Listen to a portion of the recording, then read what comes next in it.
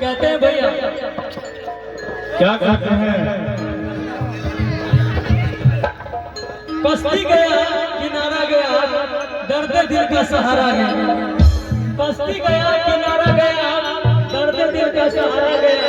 कोई पूछे आपसे कि संदीप सुमन कहाँ गया, तो बोल देना उस बेवफा के प्यार में मारा गया।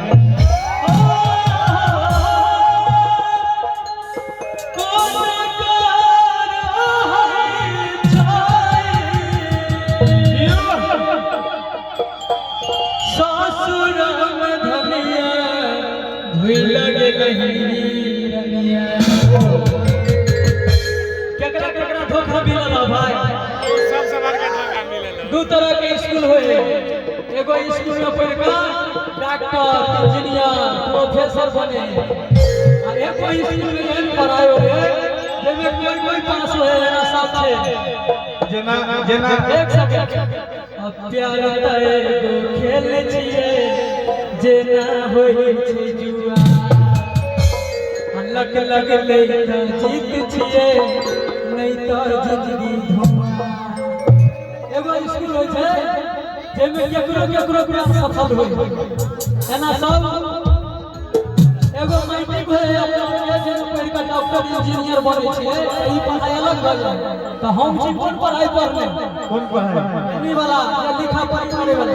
अहाँ सब से ऊ पढ़ाई पढ़ले जे मैट्रिक जे से दिल टूट गया, अहाँ सब कम भेले मैट्रिक, ओ सब अपने अहाँ सब पढ़ सकली। आ जब पार क गेलै से निभा लेलकै, बुझलियै? त जतेक भी आदमी छै सब दिल टूटल है। सब केकरा दिल टूटल है? केकरा टूटल है? सब से कहले ओ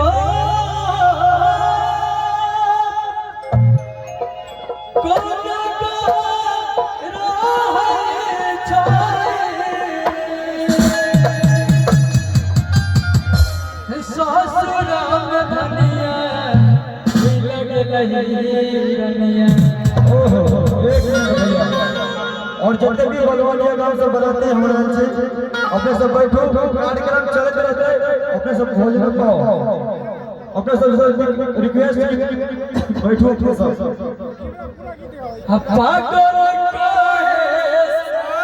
सारा दुनिया भूल गई,